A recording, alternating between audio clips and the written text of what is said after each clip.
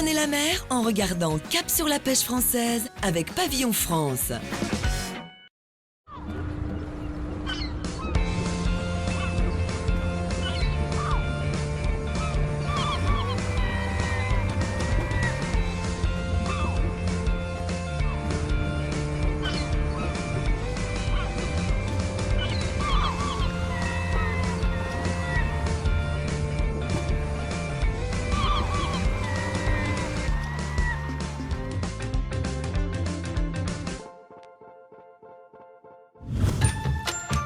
Cette semaine, nous partons à Boulogne-sur-Mer, l'un des ports historiques français. L'un des savoir-faire de Boulogne-sur-Mer, c'est la salaison maritime. Chez J.C. David, que l'on parle de saumon, de haddock, de maquereau ou de hareng, le dernier spécialiste en France à utiliser cette méthode traditionnelle, c'est Hervé Diers. Il sale et fume à l'ancienne, c'est-à-dire dans des fours à bois. Nous fumons le poisson comme les Grecs et les Romains pouvaient le faire dans le temps, c'est-à-dire du poisson, du sel, du feu. Je vous emmène voir tout cela. Il sale et fume à l'ancienne, c'est-à-dire dans des fours à bois. Et vous allez voir quelque chose de particulier qui n'existe que ici. Ceci, dans les fosses à sel ici, ce sont des harengs qui ont été pêchés lors de l'harengaison, c'est-à-dire fin octobre, début novembre. Les harengs quittent la mer du Nord en juin avant de rejoindre nos côtes où ils sont pêchés par des navires français.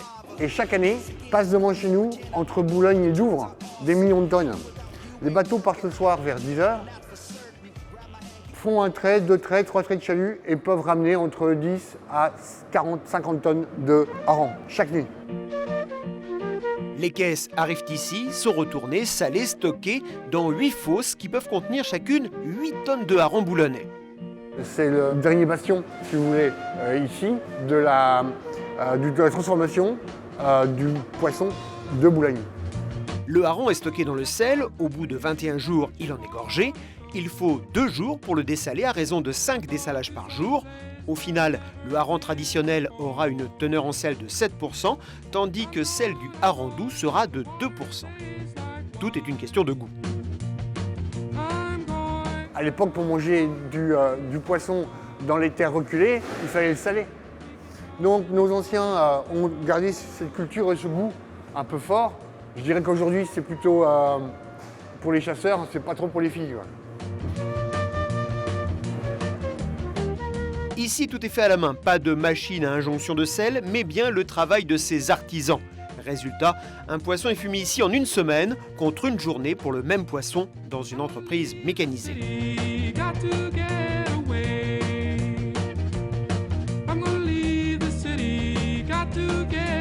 Après le salage, le hareng se retrouve dans cette zone de maturation.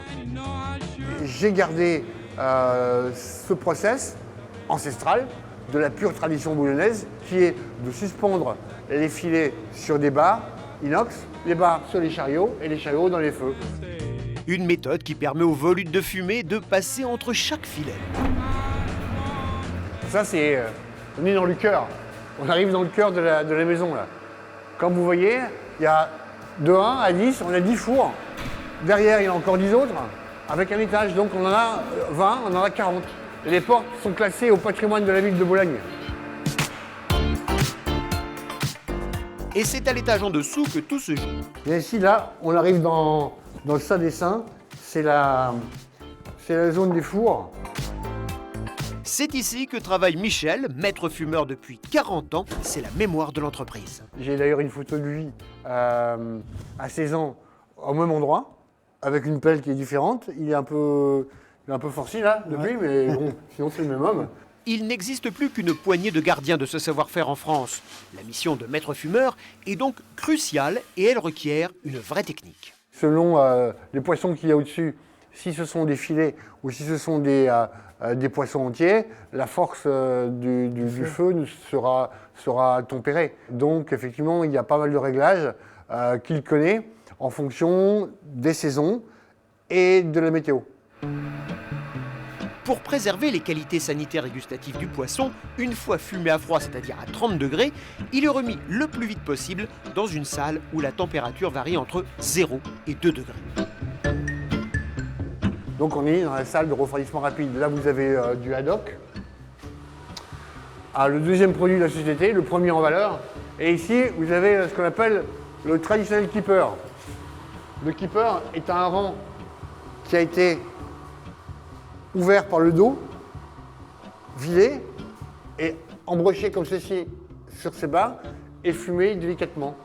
Alors ça, dans la région, on mange ça avec une tartine de beurre salé et une bonne pomme de terre tiède, une rate du Touquet, avec une bière, généralement. Quand les produits sont à bonne température, ils partent vers la zone d'emballage. Sur chaque filet, vous voyez un petit trou là, une preuve qu'il a été embroché. C'est la marque de fabrique de la maison que l'on ne trouve sur aucun autre hareng fumé. La seule machine de l'entreprise se trouve ici. Les produits sont en effet mis sous vide pour permettre une conservation optimale. On sort à peu près 3 à 4 tonnes par jour. Cela comprend 1,5 tonne de hareng, 1 tonne de haddock et le reste, eh bien, c'est du saumon et du maquereau. Ça fait un bon tonnage. Hein. On a multiplié par 4 les volumes en 10 ans. Donc, ce qui veut dire qu'on a pris à peu près 15% de volume chaque année depuis 11 ans, effectivement. Car même si ici tout est artisanal, la production reste industrielle. Bon, aujourd'hui, c'est comment? C'est fort? C'est plus comme qu'hier. Ah bon? Oui, parce qu'hier, je crois que... D'accord. Hervé Diers joue aussi le jeu de la traçabilité totale. Sur chaque emballage, il y a un code barre. Le code barre définit le jour d'emballage, mais ça va aussi jusqu'au jour de pêche. On peut connaître le nom du bateau, voir le nom du capitaine du bateau et la taille de sa chemise. Ces harengs qui bénéficient du label rouge, signe d'excellence et de qualité, se retrouvent à 85% chez les poissonniers et dans les restaurants prestigieux, mais ils s'exportent aussi à Monaco, Hong Kong, San Francisco, Los Angeles et très récemment chez Harrods à Londres. Ça fait toujours plaisir, mais première chose. Et puis, comment dirais-je, c'est une référence et un gage de qualité. Ça rassure aussi nos clients de tous les jours. Notre petit poissonnier du coin qui apprend qu'on est chez Harrods ou chez Ducasse sur Robuchon, bon, bah, il ne se trompe pas, quoi. Il dit, bon, j'ai choisi la bonne maison. Né à Boulogne, Hervé Diers a repris en 2001 la société créée dans les années 70 par Jean-Claude David. En 11 ans, il est passé de 10 à 45 salariés et le chiffre d'affaires a bondi de 2 à 7,5 millions d'euros. Moi, je suis allé à Rungis et j'ai vu qu'en soulevant un peu, en cherchant un petit peu, déjà les grossistes de M. David livraient l'Élysée, livraient l'Assemblée nationale. Donc, et des restaurants comme la Coupole. Donc de là, j'ai creusé et puis j'ai développé, quoi. C'est son approche commerciale qui a fait la différence. Et si aujourd'hui, il vend ses produits 30% plus cher que ceux de ses concurrents, c'est le prix du savoir-faire, de la méthode artisanale de l'entreprise, mais c'est aussi et surtout le prix de la qualité. Eh bien, j'espère que cette visite vous aura plu, que vous garderez un bon souvenir de J.C. David et de Boulogne-sur-Mer. Vous êtes les bienvenus quand vous souhaitez. Au plaisir de vous revoir. Sur le quai d'en face, le restaurant étoilé La Matelote propose des menus à base de produits fumés et marinés de chez J.C. David. Le chef, Tony Etienne, nous invite à découvrir l'alliance du hareng doux avec un velouté de petits marrons. Pour cela, il lui faut un petit peu d'ail, un peu d'oignon, un bouquet garni, du potimarron, un bouillon de légumes qu'on va faire avec des bouillons cubes et un peu de crème fraîche. Tony Etienne commence par découper en brunoise, c'est-à-dire en petits dés, un oignon puis une gousse d'ail. Le chef prépare ensuite le potimarron qu'il faut épiner, éplucher, puis couper en cubes grossiers. Le côté farineux du cucurbitacé devrait vite adoucir et habiller le goût prononcé du hareng fumé. Quand c'est comme ça, il ne faut jamais le cuisiner, le cuire. Hein, vous allez voir tout à l'heure, quand on va le hacher dans une assiette creuse, on va mettre un velouté dessus chaud et simplement le fait de le chauffer, il n'y a pas besoin de le cuire. C'est déjà un élément, je veux dire, cuit par le sel, quoi. Tony Etienne est un véritable spécialiste du poisson fumé et sa préférence va à ce poisson mal connu du grand public. Moi, je veux dire, j'adore le saumon fumé, mais le hareng, tel qu'il est là, ça c'est quelque chose d'extraordinaire. Le goût, c'est vraiment spécifique au Haran, quoi. Genre, à Boulogne-sur-Mer, je veux dire, on a une spécialité dans la salaison-fumaison, mais qui est comme nulle part ailleurs, quoi.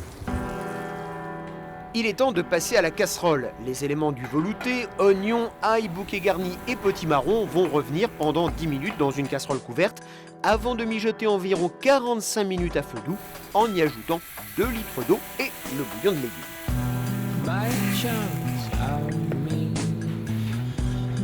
Après s'être formé en Belgique, ce Boulonnais a choisi de revenir au pays en 1979 en ouvrant son propre restaurant. Et en seulement 3 ans, il a décroché sa première étoile. À l'époque, ils étaient 3 en cuisine. Aujourd'hui, il est le chef d'une quinzaine de cuisiniers.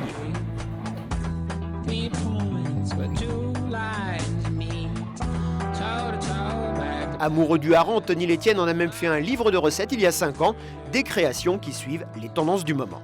Bah, disons qu'on peut aussi le marier avec, mettons, une escalope de saumon. On va mettre une chiffonnade de chou, un petit peu de hareng pour donner le goût de fumée, et puis une escalope de saumon dessus, ça fera un accompagnement. Il faut savoir que le hareng, c'est toujours en petite quantité. Il ne faut pas exagérer. Un goût très prononcé, et c'est bien là ce qui plaît au chef. Ben, je veux dire, j'aime les choses de caractère dans la cuisine. Quelque chose qui est fade, qui n'a pas de goût, qui est insipide, on n'a pas l'attention qui est attirée, quoi.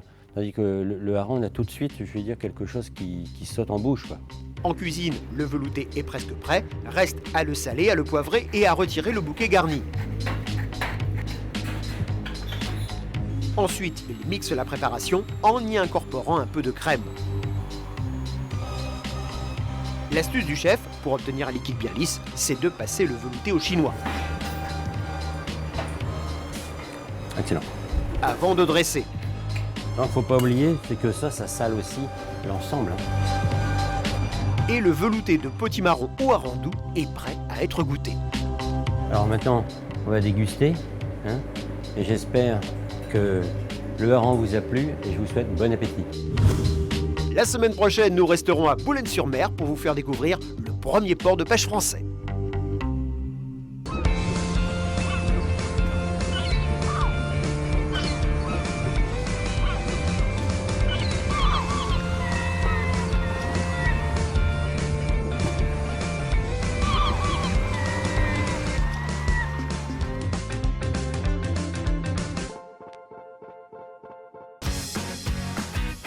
C'était Cap sur la pêche française avec Pavillon France.